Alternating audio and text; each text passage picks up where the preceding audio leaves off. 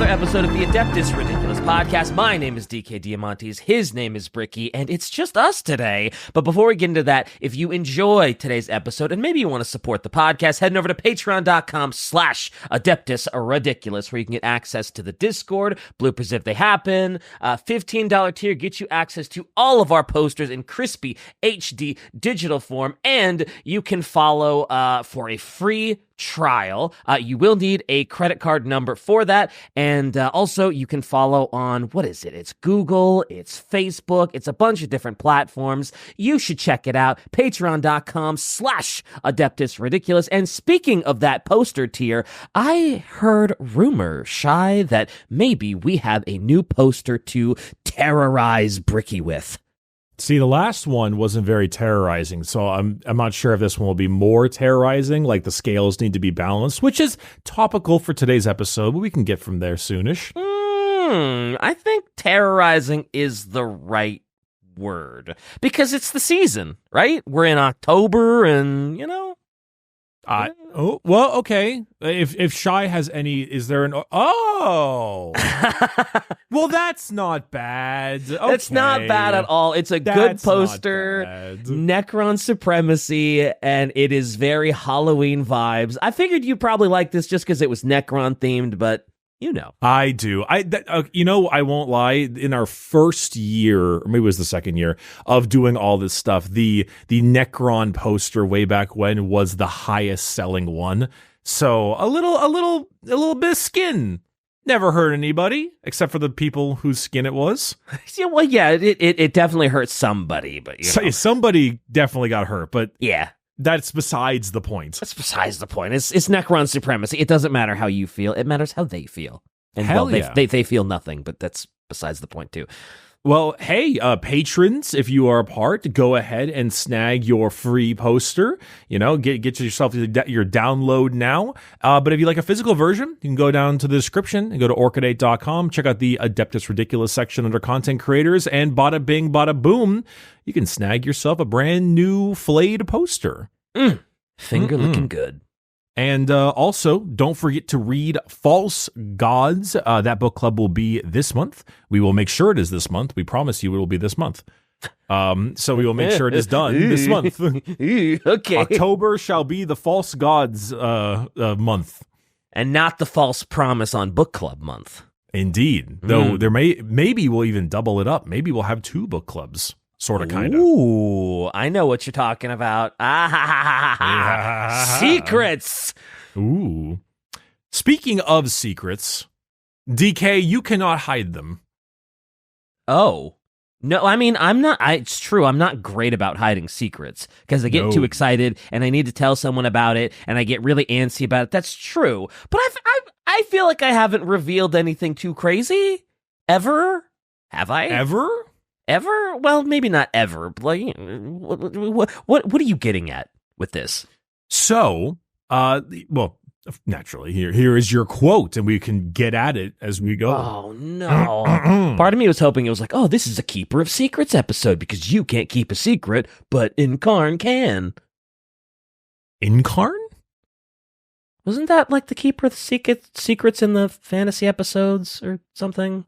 Oh, it's because there's the Incarn, which is like the Ynnari god of death, and I was like, what? Oh, yeah, I think I'm getting names mixed up again. I'm sorry, I've derailed it. Go ahead and hit me with the quote that I'm going to miss. It's all right. Fantasy names and 40k names have never intersected. No, never. No.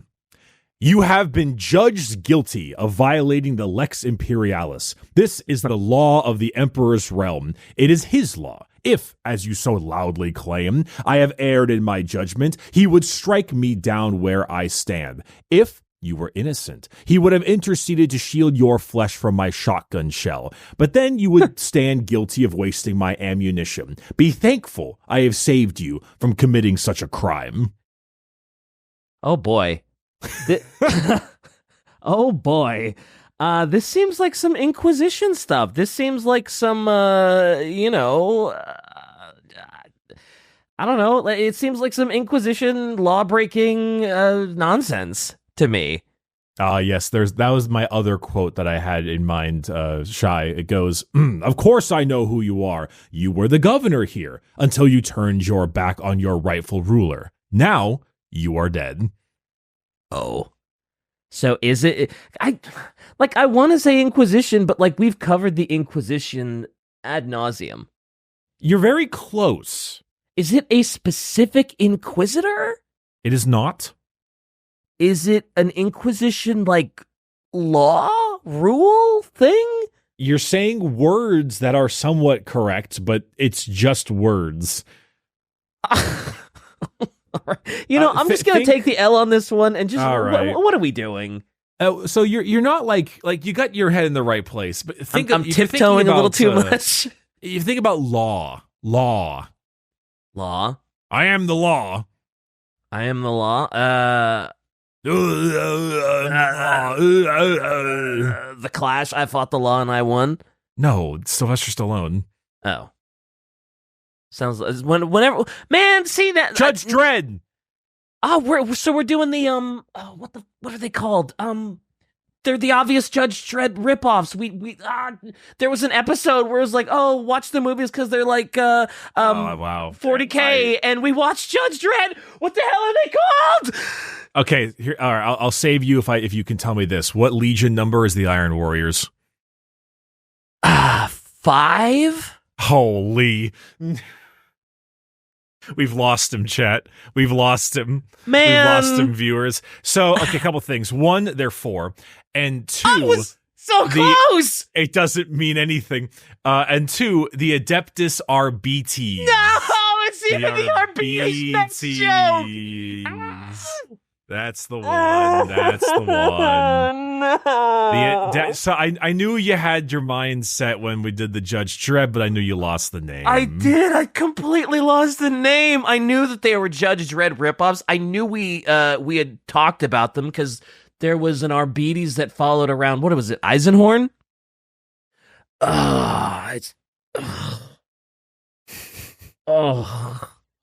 What a time. Hit me with some lore knowledge so I can cope and seize for a minute.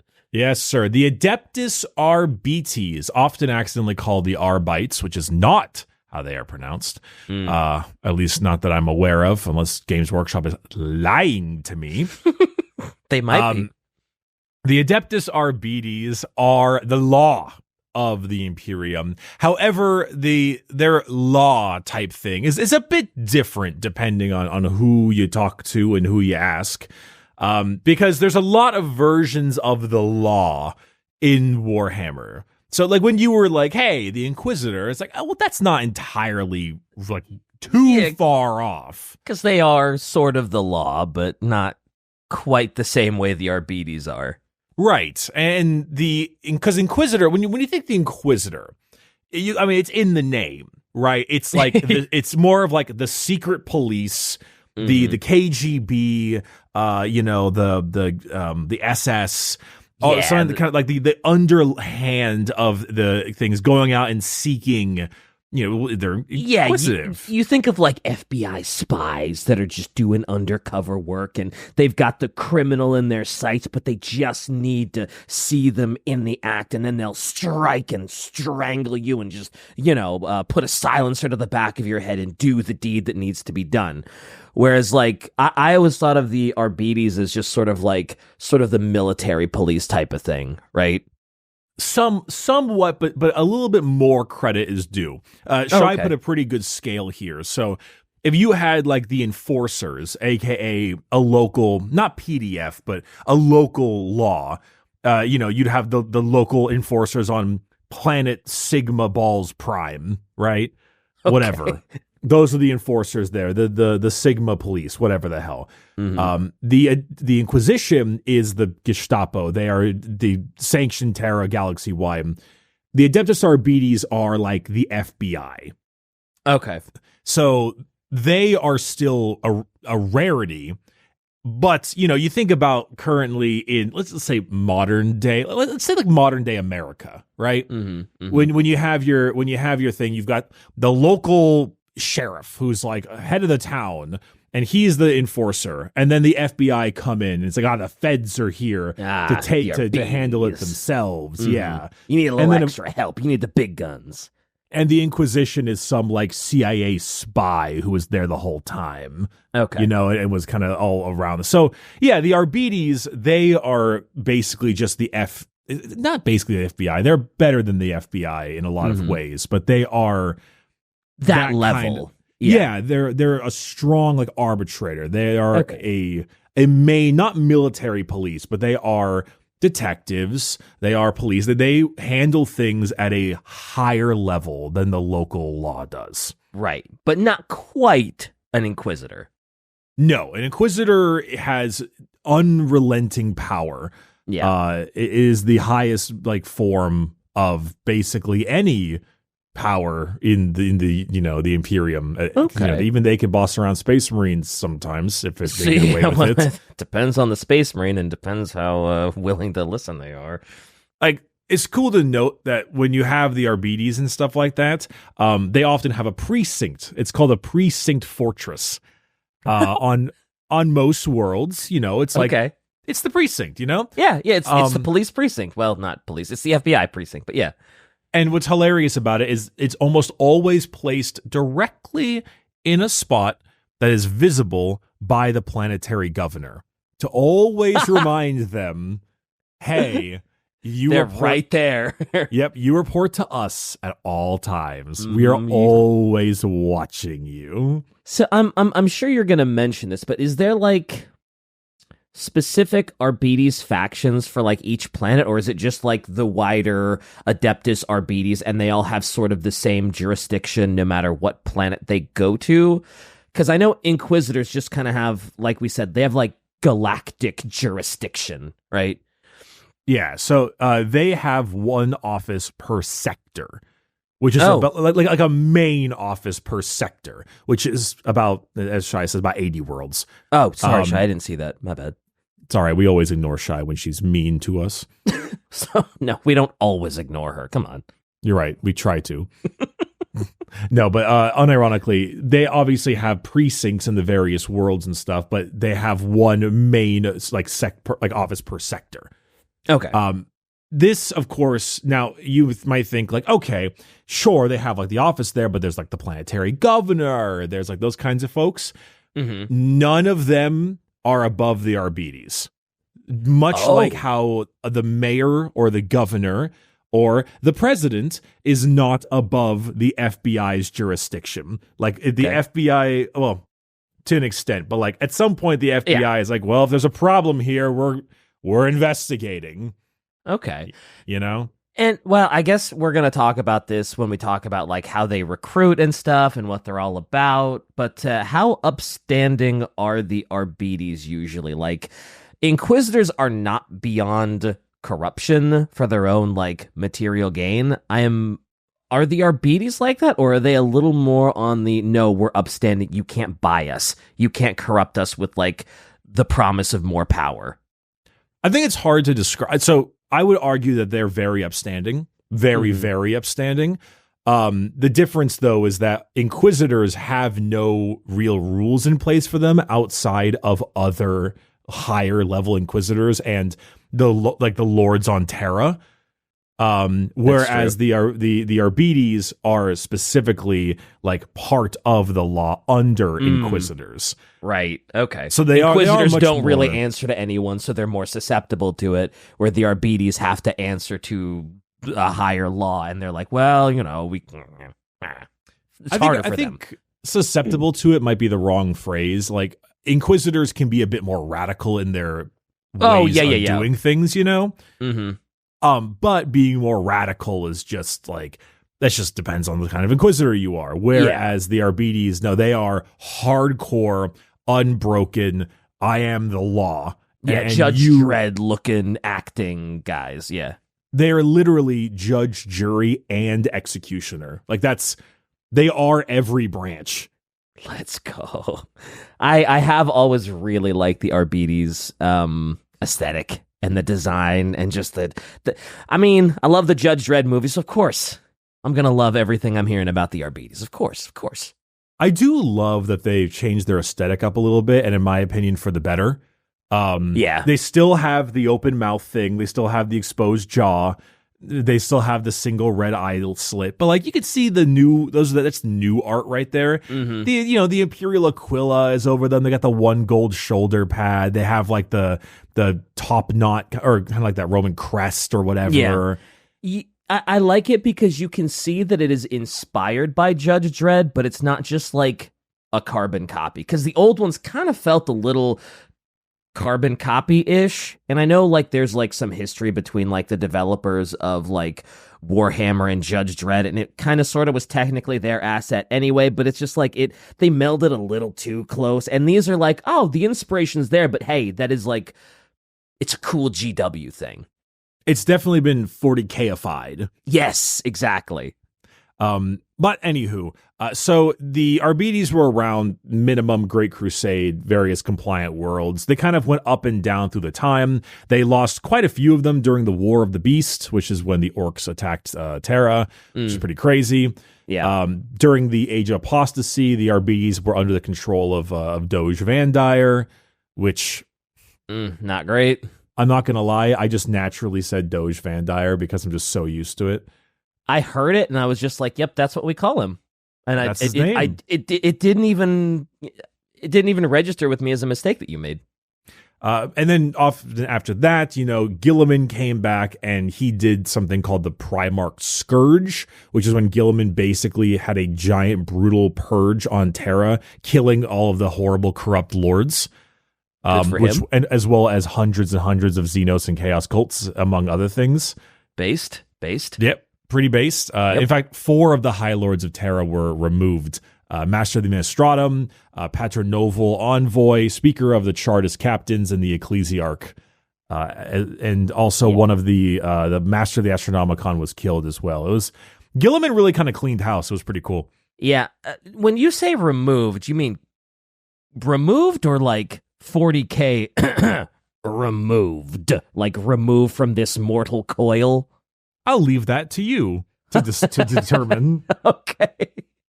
But so the Arbites they are a military branch, hence the name Adeptus Arbites. Mm-hmm. They're the top adepts. There's a couple because there's Adeptus Astartes, Adeptus Mechanicus, Adeptus Custodes. Mm-hmm. They weren't originally the Adeptus Custodes back in the day, but now they are since the arrival of Guilliman and putting them into a more militant branch.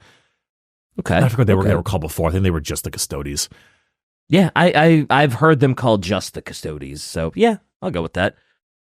Shai says, hilarious fun fact. Arbites technically started even before the First Crusade left Terra, and Grand Marshal of the Arbites tried to arrest Constantine Valdor, head of the Custodes, for murder of the Thunder Warriors. Oh. It did not go well. Yeah, yeah, good luck trying to cuff that guy. Pretty sure Valdor like kind of toe to toe with some of the Primarchs, so yeah, it was a bit tough.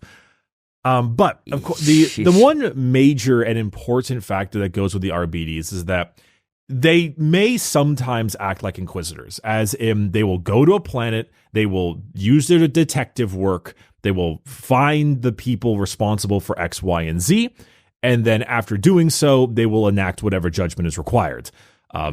I think maybe sometimes the Inquisitor might find this and instead basically call someone else to enact the judgment because he's like, I have confirmed my suspicions, send in the guard or the Arbites or whoever to deal with this. Yeah. But what's the most important thing is that the Arbites does not meddle with the affairs generally of Xenos.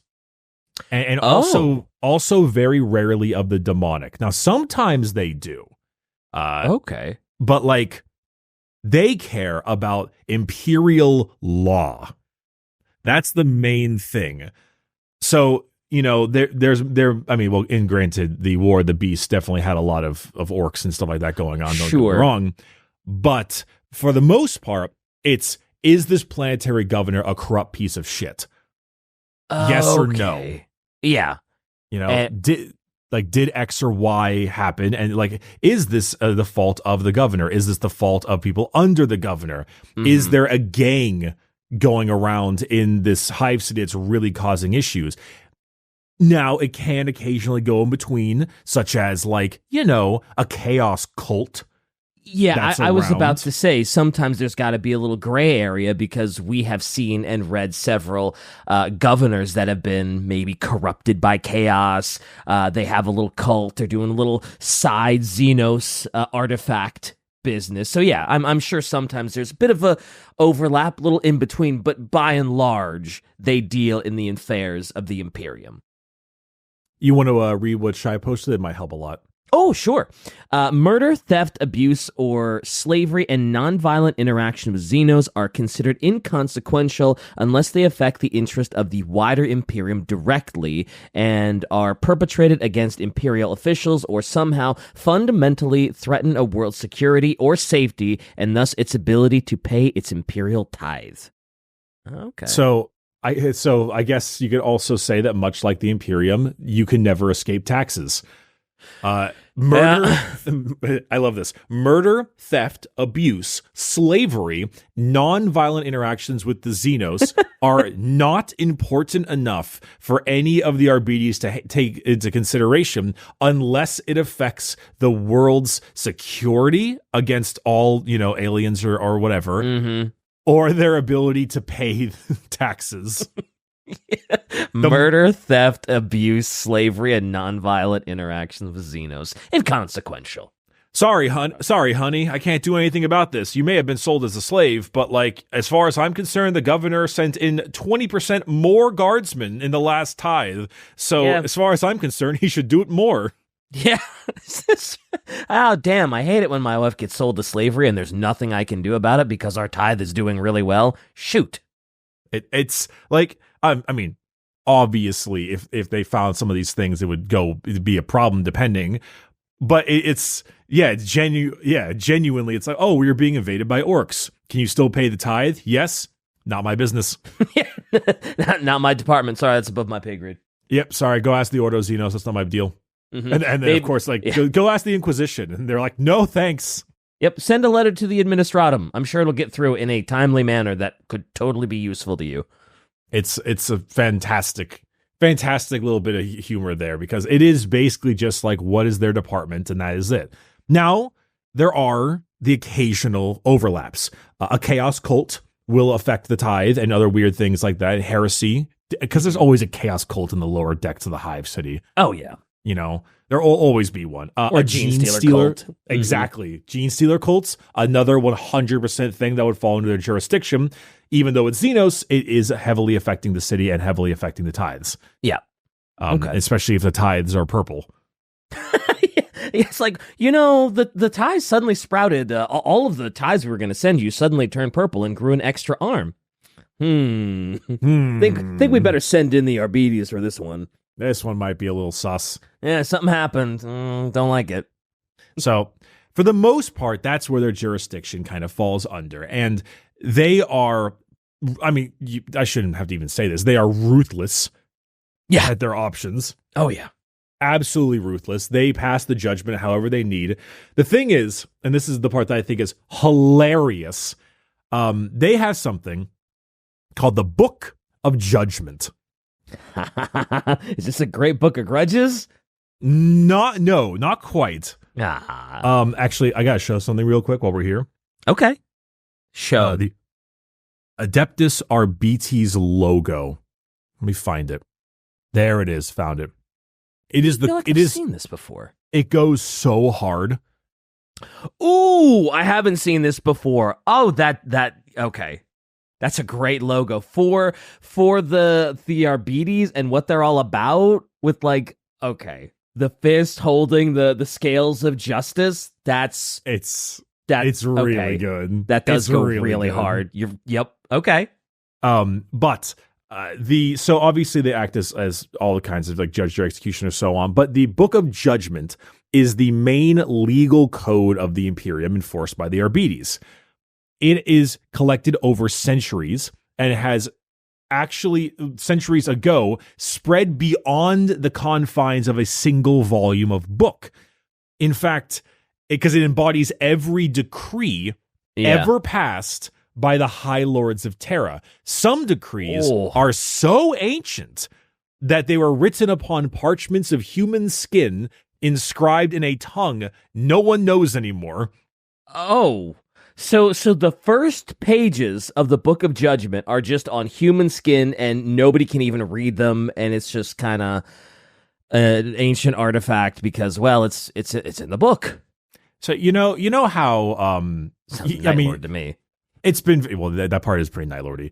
Yeah. You know how, for the most part, 40K has a ton of satire, but one of the biggest ones that I think is not talked about enough is the satirical nature of like a nation that's become too big for its britches, and it's basically been crumbled and crushed under massive weights of bureaucracy and administration. Everyone kind of talks about a lot of the other things like Thatcherism and fascism, etc. But one thing I just love is that like half of the Imperium's problems, if not more, is because literally a book of parchment paper stating that a planet is under attack by orcs got lost in the file because a servitor, aka a lobotomized human slave, malfunctioned, and no one knows where it is in the halls of books, you know? Yeah, the amount of problems that spew because the administratum cannot properly do their job. They've lost a thing in the papers. They have too many incoming messages, and they can't properly prioritize them. Is crazy. It's like half of their problems are just because like their administratum and the paper pushers and their library of like papers is just too all encompassing. I mean, I love it's just so constant. It's so consistently like insanely inefficient, which is good. But ironically, Arbites are one of the few people who do hunt down corrupt administratum officials. Oh yeah, that would be in their jurisdiction, wouldn't it? If you may remember, the lovely audio novel we listened to, The Watcher in the Rain, was entirely about a crazed administratum worker. Yeah. Yep. And I'm pretty sure it was Eisenhorn that we read where the Arbites was accompanying him, right? Yeah. Yeah, you could see him in the cover. He's huge. He's a huge guy. He's a big boy.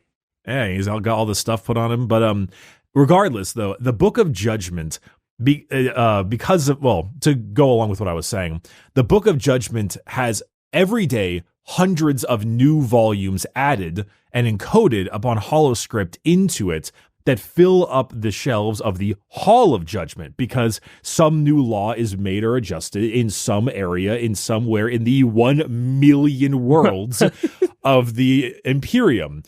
And so some judges do carry a smaller field version called the Book of Law with them, mainly to read passages and make people scared. But sure. Because of this, the interpretation, the understanding of the entire Book of Judgment takes centuries to figure out.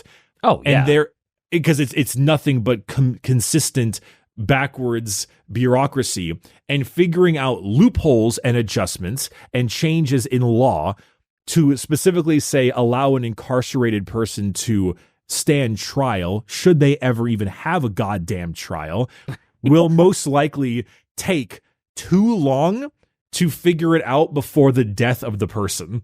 Oh, wow. Yeah, I was going to say, if you have a literal hall of judgment, yeah, it's gonna get rough to figure out what goes and what they're allowed to do and what their crime was and to actually punish them. And yeah. Also, is their Book of Law, even though it is a condensed version, is it still like a massive tome?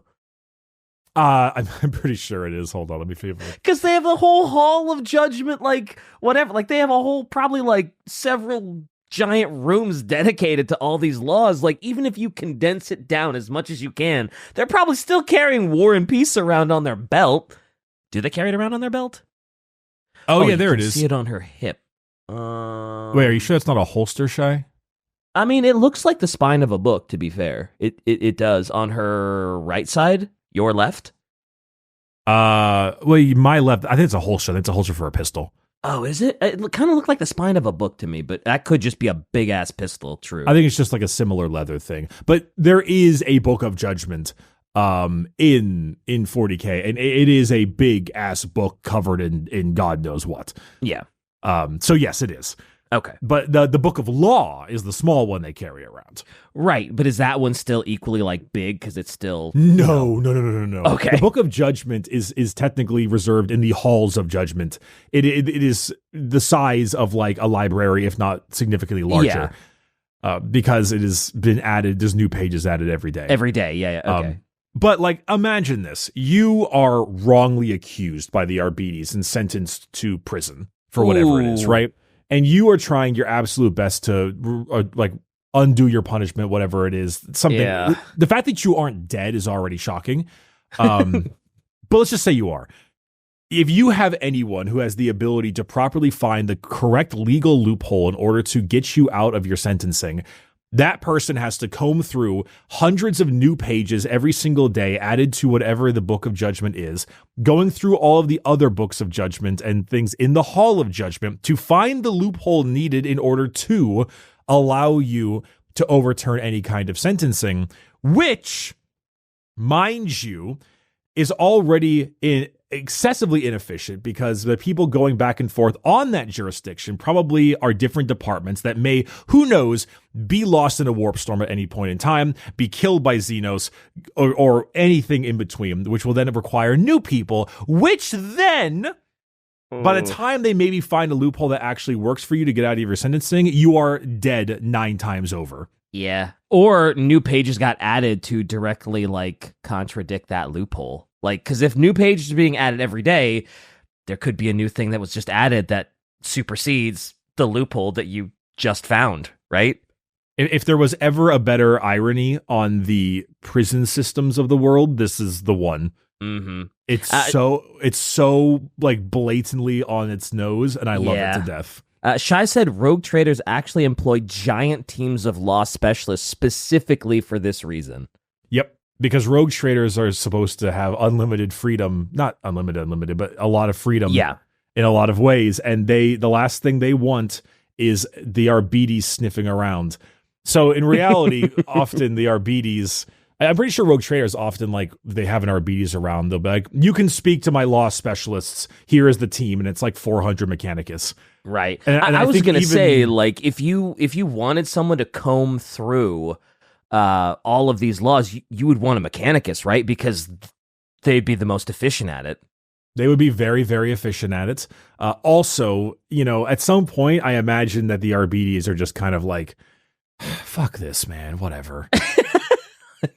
I got better things to do. Oh yeah, we gotta we gotta be clear to show that like everyone hates Mechanicus.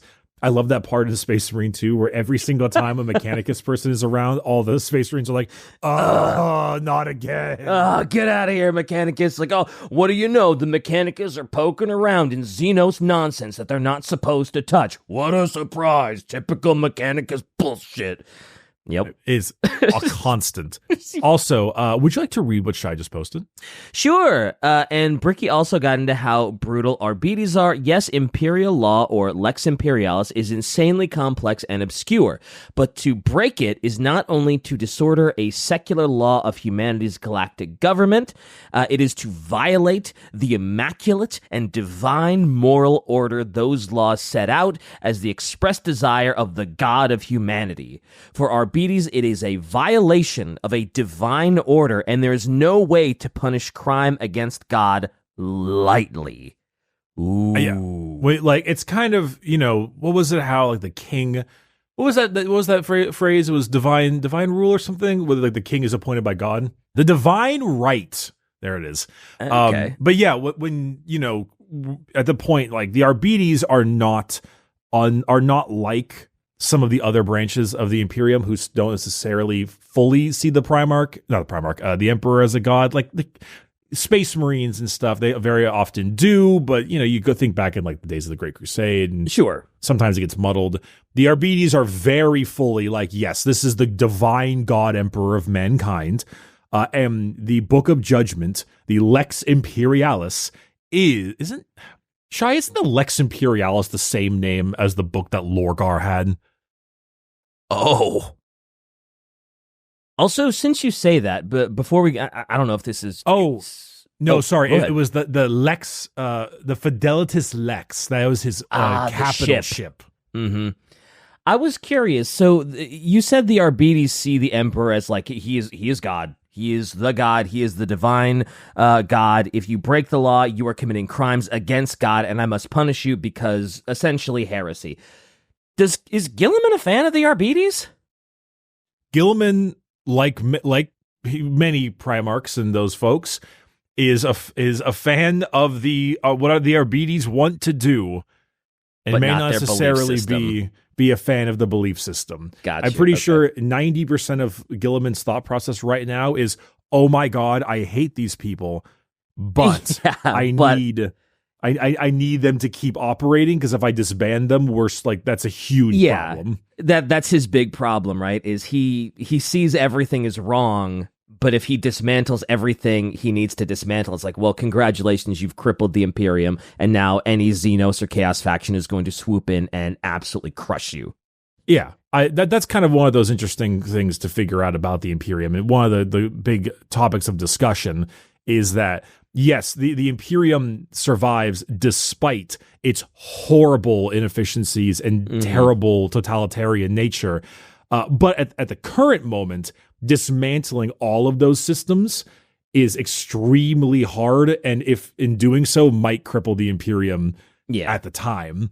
Sure. So Guilliman's trying. He's trying to fix the awfulness that this horrible place has become. But he's also the galaxy is also in half. So crap.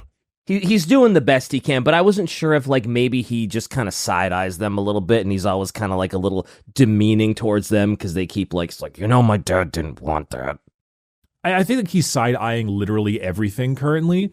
But as Shai said, Guilliman is the son of God to the Arbites, and so he used the Arbites to clean up all of those people in the Primarch Scourge. So there's still a use case for them, clearly. Okay. So it makes sense. It's all, it helps them out a lot, even despite their issues. But yeah, when the Book of Judgment is, to them, seen as the laws of the Imperium, the divine right of the God Emperor himself, if you disobey the laws of God, if disobeying the Bible is punishable by death, well... Here we are. You're blaspheming, and blasphemy is not taken lightly. What a time. What a time. What a time. What a time. It is good stuff. But they are excessively brutal, as you've seen from many of the quotes. Sure. We determine the guilty. We decide the punishment. Is a common one. You have been accused, in the Emperor's name, of the crime of piracy. You have the right to confess to your crime and seek absolution for your sins. Pleas for leniency will not be heard. All right, yeah, I mean, again, I hate to keep bringing this up because, whatever, everybody knows the connection between Judge Dredd and the Arbites, but it really is just they are 40k Judge Dredd, and it's great because I fucking love Judge Dredd. So yeah, they're as brutal as you think they are. What you see is kind of what you get with them, isn't it? It kind of is. They're one of the more on the face type characters out there, which is always good. You need the baseline. Sure. So we talked about Luton, the Ultramarines. There's power in being the standard, right? Yeah, they're the measuring stick by which all other Space Marines are measured. Sure. But it's also taken to 11 because it's an Imperial version of Judge Dredd, which is hilariously worse. Yeah, somehow just being an on-the-nose Judge Dredd is brutal enough, but then it's oh yeah, take that, crank it up 11 times past what it was, and it's I love this quote here.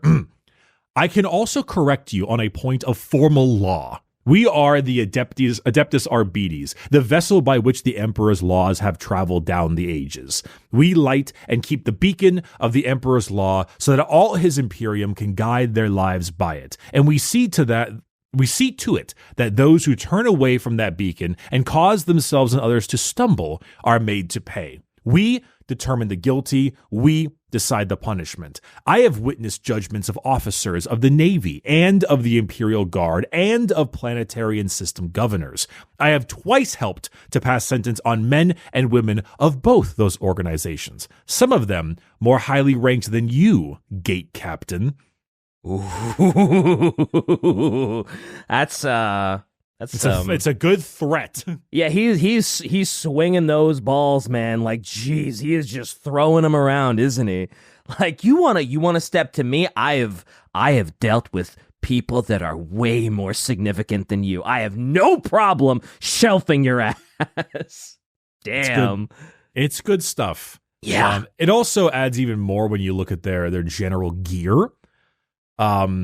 So the Arbites, from their actual like point in 40K, is more FBI, but from their appearance, they're a lot more like SWAT, or maybe like the French, the GIGN folks. Mm-hmm. So for example, their main armaments are one, a shotgun. Let's go. They love their combat shotgun because when you think about it, the Arbites handle like planetary district crimes. They're almost always in a hive city. Oh yeah, or at least damn often. Yeah, probably not a lot of like long range sniping needed when you are a judge. I'm gonna stop. I swear I'll stop saying Judge Dredd at some point this episode. I swear.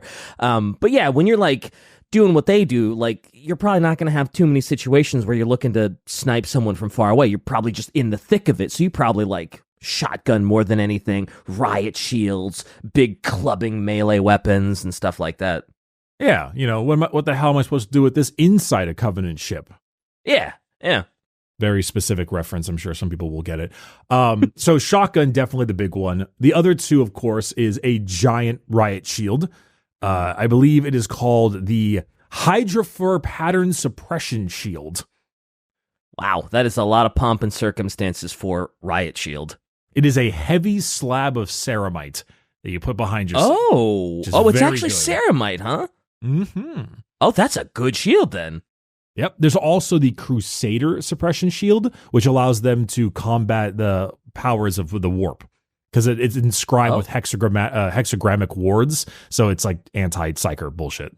Okay, cool. What's their armor made out of? Is like they got the ceramite shield. I'm assuming they don't also get ceramite armor because that's kind of sort of reserved for Space Marines. Yeah, that ain't happening. They get carapace armor.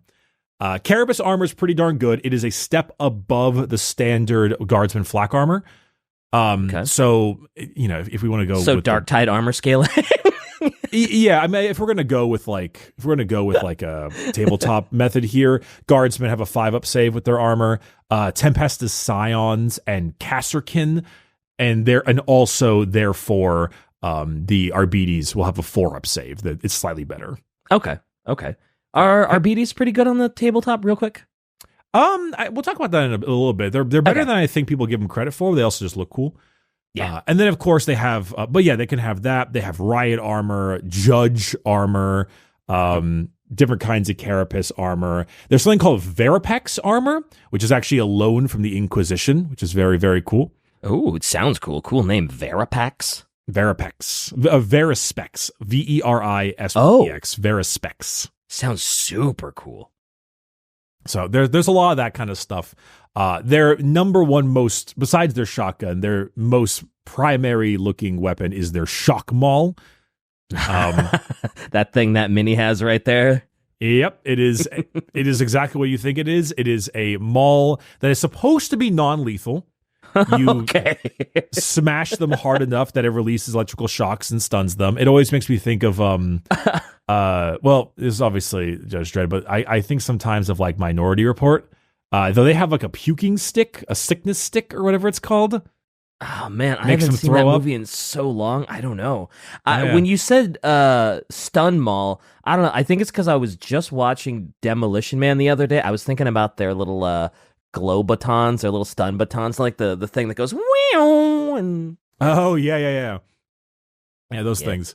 But the shock maul, it's a big electrical field that you have, and then you smash on them. And sometimes, other than like some electrical burns, it won't really like hurt you much. And it's also used for like good crowd control. And encouragement, Sure. if need be. They also have like power mauls, which are much more. It's a power weapon, therefore it's less involving, much more non-lethal. lethal. Mm-hmm. Yeah, more about murder. Yeah. It's crazy. I'm looking at that mini, and that's the shock maul, right? And I'm just like, that's non-lethal. I mean, hey, there's a time for non-lethal, and there's a time for lethal, and the Emperor decides which is which. To be fair, as an Arbites, you can decide if that shock maul is going to be lethal or non-lethal. Like, that guy's got some big arms. If he's like, yes, this shock maul is now in lethal mode. What do you mean? Yeah, I mean every maul has lethal mode depending on how hard you swing it. Exactly. I thought you said that was a non-lethal weapon, and it's like, well, a non-lethal weapon traveling at 400 miles an hour. Turns out it can be quite lethal. Turns out that's lethal mode on our non-lethal weapon. Yep. All right. All right. Some good stuff with that. And then, of course, they also have all kinds of other neat weapons. They have different kinds of automatic pistols. They have that awesome revolver. They have the heavy stubber. There's a special kind of execution or shotgun shells that like travel towards the enemy. Okay. And of course, we can never forget about this. They also like to employ the use of cyber-mastiffs. Oh, yes, please. Talk about the Cyber-mastiff. Well, have you ever actually seen in real life a real mastiff? You know, I don't think I've seen one in real life. Like, obviously you see them in movies, TV shows, cop dramas like that. I don't think I've ever seen, like, an actual mastiff. Like, I've never been, like, face-to-face with one. I had a buddy who had two. I can confirm they're small horses. They're insanely large. Okay. It's actually wild. But yeah, very often a mastiff is sometimes reprogrammed or something to be an attack dog. And while they are often utilized for non-lethal combat, much like their shock mauls, lethal is a term with a little bit of leeway. Yeah, a little bit. Yes, the Cyber-mastiff is there for non-lethal combat. Just look at those shearing metallic claws on that mini. Clearly, it is there specifically for non-lethal. Yeah. Oh my God, that is a huge... Wow. Yeah, that's obviously a big version, but they are very big dogs. Wow. And there was a Cyber-mastiff in the, what game was that? The Underhive game. Necromunda Hired Gun. Hired Gun, that's right. I never played that, but I remember thinking the Cyber-mastiff looked so cool in that. Same, I didn't get a chance to play it either. But, yeah, I think it's mixed on Steam, so it's like... Yeah, I heard it was like good action, but like the overall game and the pacing and everything were a little left something to be desired, but very fun to play, apparently. I'm told the story is really bad too, and I'm clearly itching for like a really good Warhammer story in a game that I haven't quite gotten yet. So I'm like probably not for me. But anyway, yeah, Cyber-mastiff giant dog. There's a mini for it. You can see it says K9 on it, which I love. Little on the nose, but love it still. Love it still. Other kinds of servitors they'll use as well. They'll have like servo skulls and the classic options, but sure. It's also not the only animal. Cyber-mastiffs are the most common one, but they utilize, like, you see the hawk back there, another one. Yep. Laser beak. Let's go. They also have a couple other fun weapons, grenade launchers, of course. They have a thing called like a Weber, which is like they're like nets. All kinds of the usual like fun tools of the trade. Okay. Did they have like a 40K version of tear gas? Because I don't know why that just popped into my head, but I was like, man, in Warhammer 40K, like they probably have some messed up versions of tear gas. I would be shocked if they didn't. In fact, I'm pretty sure in the Rogue Trader game there is an item called the Tears of Repentance, which is. Yep, I was right. These are items meant to be thrown by hand, inflicting damage on a group of enemies, inducing blindness, poisoning, and other advantage applicable in combat scenarios. Let's go. Tears of Repentance is also known as tear gas. Yep, pretty much. Let's go. And yeah, I mean, for the most part, everything else you can understand from these kinds of Judge Dredd-esque classic, FBI cop type folks is what you would imagine. They go out there, they have their detectives, they have their various folks, they find the guilty, and then they are, they arrive, they judge them, and then they sentence them. Yeah. Oh, Shai, I was literally just about to ask that. Like, is there a special like recruitment process for the Arbites, or is it just like people that want to do better go through like sort of a police training thing and then become Arbites? Oh, I guess I should read this. Or do you want to read it? I mean, I know they're from the Schola Progenium, but go ahead and do the rest.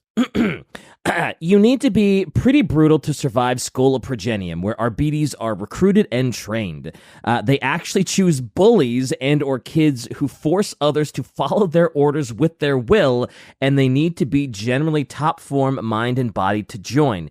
They are trained to dedicate their lives to the Emperor's service for life. Imperium makes sure that arbitrators have no ties whatsoever to the world on which they are to be stationed, so there's no weakness for blackmail or coercion to exploit. Arbitrators are basically incorruptible. At low ranks, they are trained by dumping them into the most dangerous and most crime-ridden streets of hive cities, and when they survive that, they are named investigators and trained further by next trying to intimidate Imperial nobles. Those who have deep knowledge of the law may be promoted to preside over show trials and passing judgment upon those great individuals who have failed in their duties to the Emperor. Most brutal and dedicated ones reach the rank of Judge.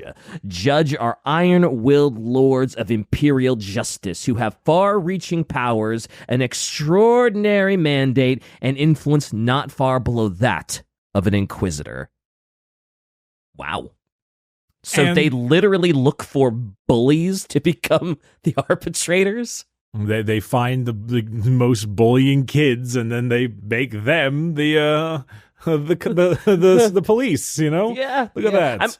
I mean, they do brainwash or train them to dedicate their lives to the Emperor, though. So, they might be bullies, but after their training, I think they're a little more, less bullying, I guess. So you may remember way, way, way back in the day, there was this very famous photo of the High Lords of Terra. I know there's a lot of folks that like the old, like John Blanche style stuff, and I love the old John Blanche. It's amazing, but I gotta be honest, I really, really enjoy the new, disgustingly grimy art style of this stuff. It's the worst. But these are the new High Lords of Terra images, of course, and if I had to guess, I would imagine it might be the gentleman beneath Lord Solar to the bottom left. Oh, yeah, the one that has the gray hair and yep. Yeah. Mm-hmm. I assume he's most likely the Lord Provost, the Lord Provost Marshal. Is that how it goes? Sure. It's the Adeptus Arbites of the High Lord of. They have a High Lord of Terra, Grand Provost Marshal. And oh no. Shai said it was someone else that has essentially the reach of an inquisitor. That's just a judge. It's not like the Grand Provost, whatever. Well, the Grand Provost Marshal is a High Lord of Terra. Yeah, so he has a lot of sway. Yeah, but I mean, no one has. I mean, there's also the Inquisitorial High Lord, which is, much higher, because it's the Inquisitor. It's the High Lord of Inquisitor. Sure, yeah. The Inquisitorial representative is one of the High Lords of Terra, and I think it's the lady on the right. The one with the giant powdered wig. Not that really narrows it down. Yeah, well, the one with like, doesn't she have the Inquisition logo literally just around her chest too? So there's the gal on the left, but I don't think that's. You can also see the Fleur de Lis, which I think she is the stand-in for Morvenval, the High Abbess Sanctorum. Actually, that would make sense. You're right. I think it's the lady on the far right. She also has 2 cannons on her shoulder pads, which is hilarious. Yeah, I'm just racking up the L's today after that quote. Sheesh. Holy shit! This is, dude. We are in such like giga nerd. This is the most like giga nerd you can get. We are currently, by image alone, naming the High Lords of Terra. Well, Lord Solar is easy to find. I mean, he's look at him right there. We know that one. It's not that nerdy at all. We're fine. We're totally normal, well-adjusted individuals in society. We live in a society, Bricky. We do live in a society. Yeah, where's that Custodes guy? Where's the Custodes guy, Bricky? Where is he? You mean Ron Perlman? Yeah, well, yep, yep. He does look like Ron Perlman, doesn't he? I imagine the guy in the bottom. I imagine the guy in the bottom left is probably like the Imperial Naval High Lord or something. Yeah, I could see that. That's a sick hat. I mean, that's why he has to be it, Yeah, he has to be. I go with that. That's a sick hat. I do like what Shai says in the top left corner. There is the. I think this is the Mechanicus guy because he is, quote, due to his extensive cybernetic augmentation, he is more building than man and is thus the most difficult High Lord to speak to directly. Well, that's fair. I like that idea, actually, that he's just like that mess of wires and screens up there. And yeah. Yeah. Cool. It's pretty good. Anyway, yes, the Grand Provost Marshal is one of the High Lords of Terra. It makes sense. He's like the director of the FBI. It's a huge title. Makes sense to me.